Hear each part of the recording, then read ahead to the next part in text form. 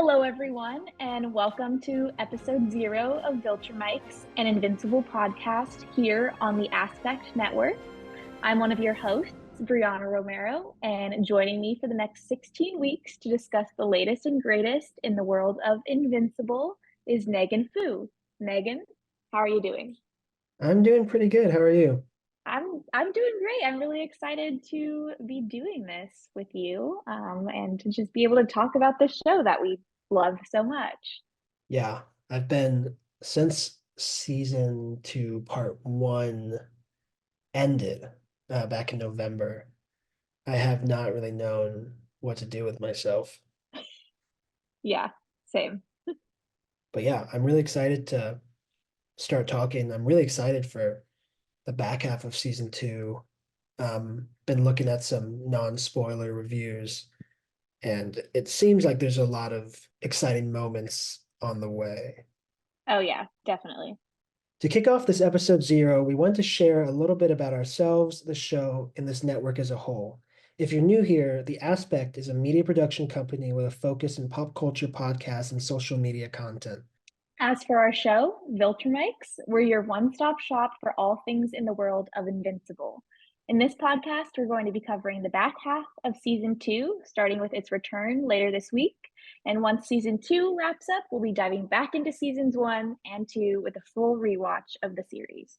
Let's kick off the episode by discussing our own background with the series and how we became fans of Invincible. Bree, let me start with you. How did you get started with watching this series? So I actually have kind of a funny story with how I got started watching this series.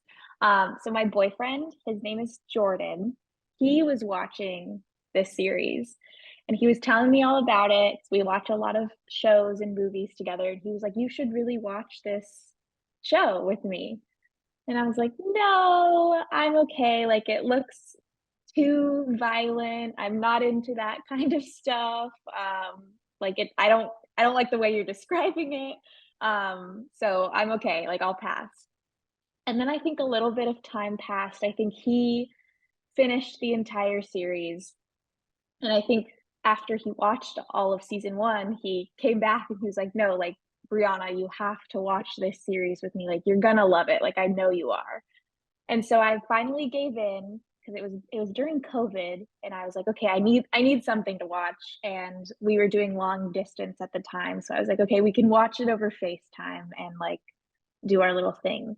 And so we watched episode 1. I was like, okay, like this is pretty cool. And then the end of episode 1 came where everything happened. And I was like, wow, this show is different. I'm like definitely in. And Jordan was like really upset because he was like, "I told you you were gonna love it."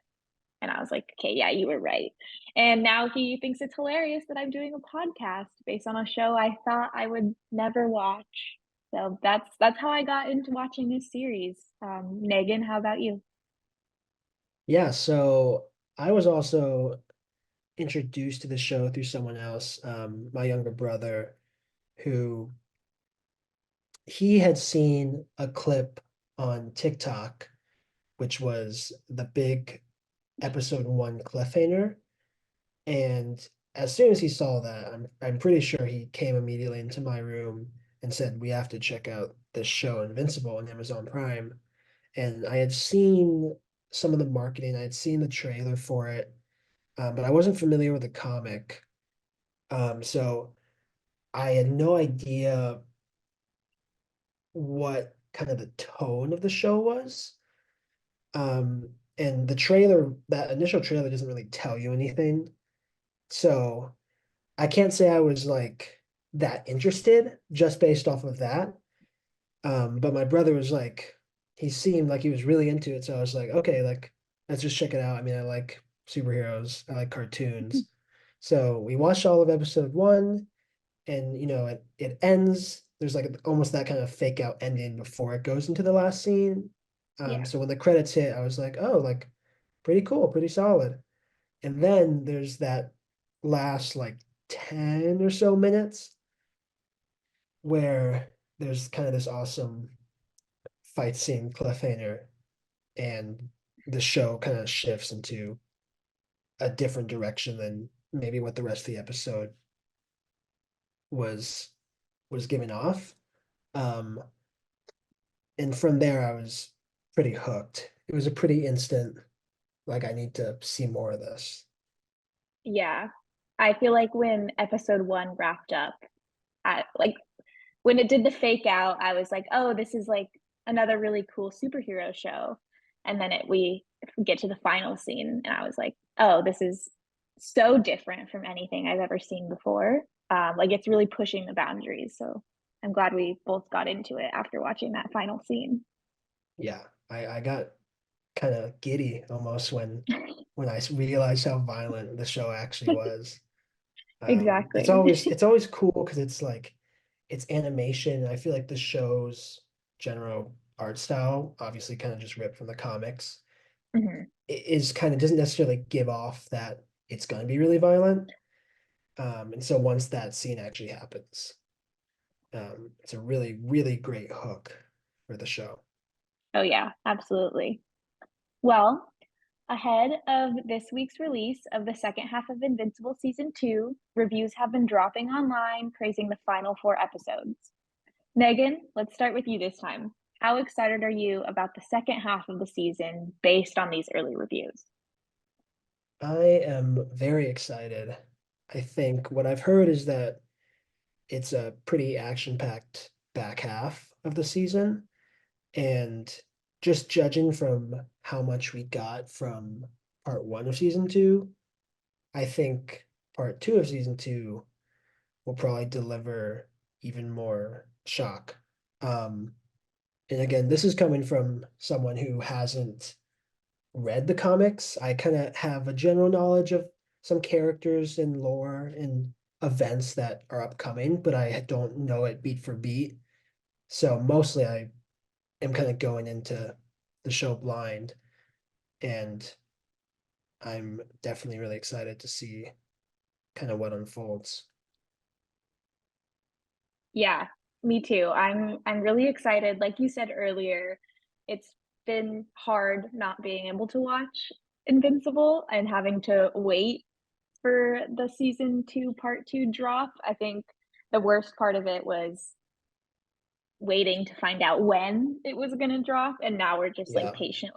patiently waiting for next week to come. Upon listening to a couple of early reviews, I'm like stoked for what's about to go down. I think we're going to see a lot more brutal fights this season, which is always something to look forward to. I think they do it in such an incredible way. I love how Robert Kirkman is just so honest in portraying superheroes and like what it's like to have superpowers. Um, Again, like it's something we've never seen before, and it really pushes those boundaries. So I'm excited to see how season 2, part 2 continues to push those boundaries and where it goes in wrapping up this season. And then I've also been really excited for all the subplots. I can't wait to find out more about Donald. I think Mhm. his subplot is so interesting. And I'm really excited to see where his character arc goes, what he does, what he finds out. Um, and Yeah.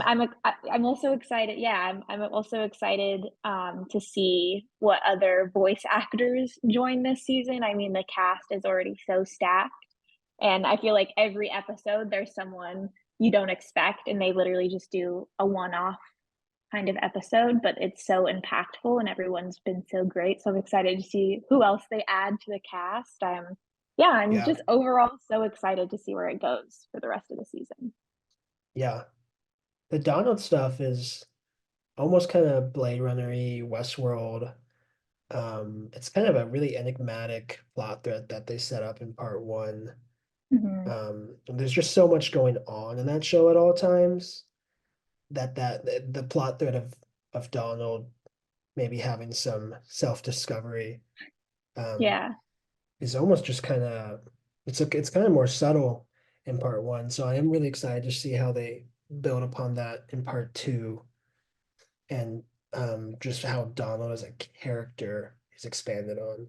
Yeah, and I think what also is so incredible about this show, when now that we're talking about Donald, like I said earlier, like I love how honest they are about the superheroes and how like living in a world with superpowers is actually like.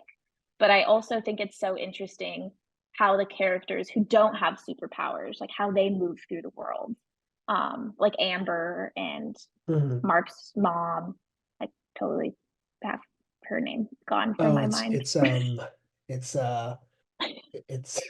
Sandra Okay. Oh's character. Yes. Yes. Like it's so interesting to see how they develop those characters. I think every episode we're just fed with so many different things, so many things to think about, so many characters to worry about.